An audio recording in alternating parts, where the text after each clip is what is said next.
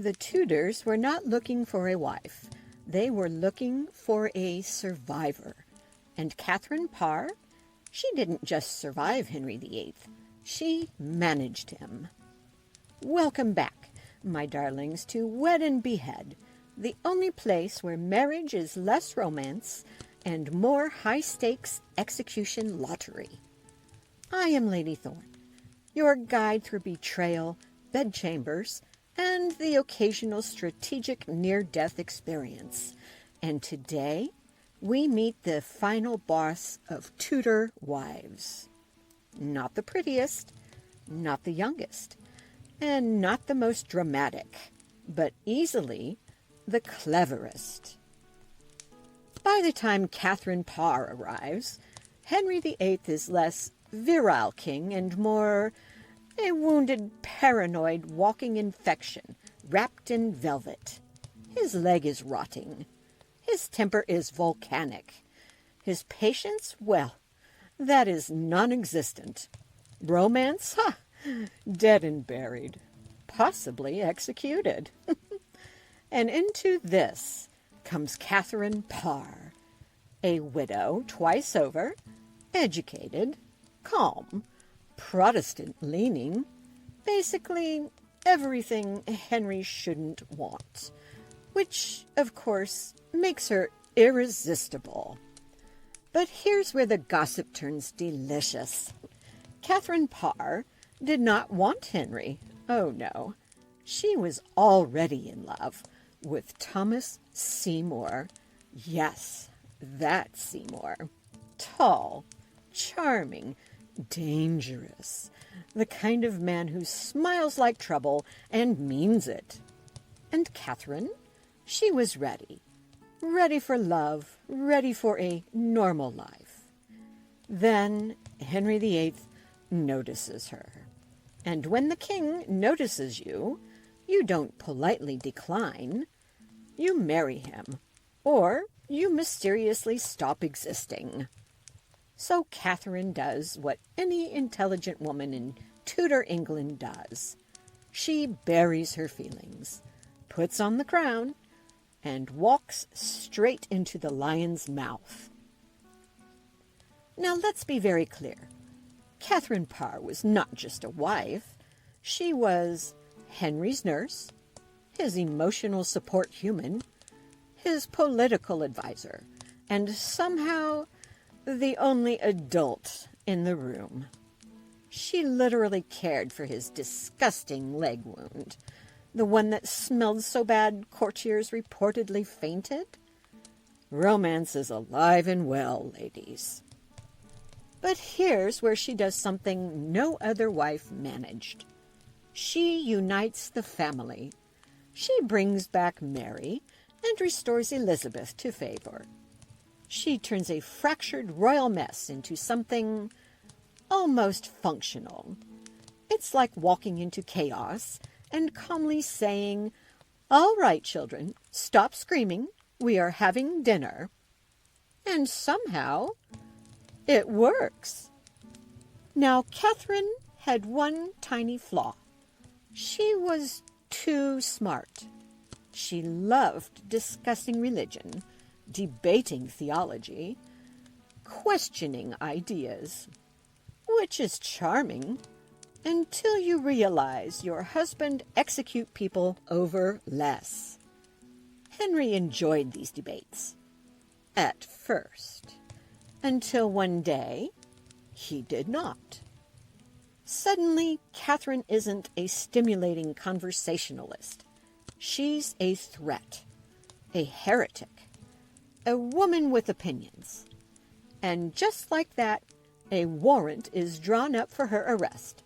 Yes, our calm, composed, ever so careful Catherine Parr is now one signature away from losing her head. Now this is where she earns her crown. Catherine hears whispers of the warrant. Does she panic? Does she run? No. She walks directly into Henry's chamber and performs the most elegant verbal acrobatics in Tudor history. She tells him, "Oh, no, my lord, I only debate to learn from you.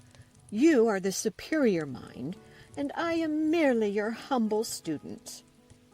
Translation: "You're right, I'm wrong, please don't kill me." Henry was flattered beyond reason and melted like butter near a furnace. By the time the guards arrive to arrest her, he waves them off like an inconvenience. "Oh, that silly misunderstanding. Carry on." Just like that, she survives. No screaming, no fleeing, no last-minute confession. Just pure, calculated brilliance. And then, the inevitable. In 1547, Henry finally does what he's been threatening everyone else for years. He dies. And Catherine Parr? She walks away. Alive, free, victorious. The only wife to outlive him. Let that sink in. 6 wives. Divorced, beheaded, died. Divorced, beheaded, and Catherine survived. Now, if you think this ends peacefully, you have not been paying attention. No. Because the moment Henry is in the ground, Catherine runs straight back to Thomas Seymour and marries him. Quickly. Almost suspiciously quickly. Because nothing says mourning widow like a wedding speed run. But this is where the story darkens. Thomas Seymour is not a fairy tale ending. He's reckless, ambitious, questionable at best.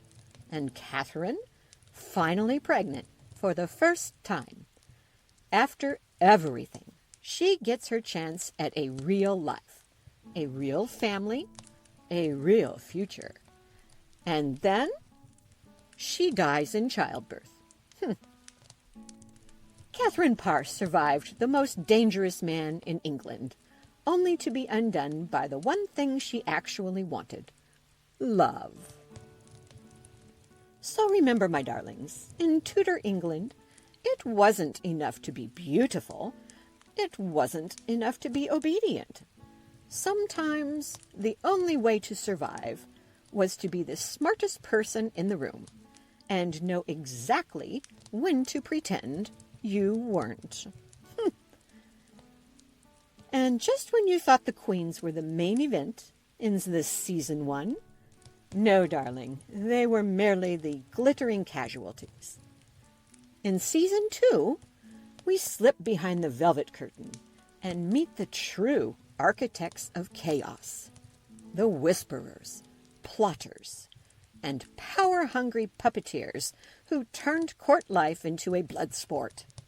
From Thomas Cromwell and Thomas Wolsey, who played kings like chess pieces, to Jane Boleyn, whose words cut sharper than any blade, and men like Stephen Gardiner, Edward Seymour, and Thomas Howard, the Duke of Norfolk, each one stirring the pot while others lost their heads. Season 2 is where the real game is played. So keep your crown straight and your head attached, because the next round of betrayals is far more deliberate.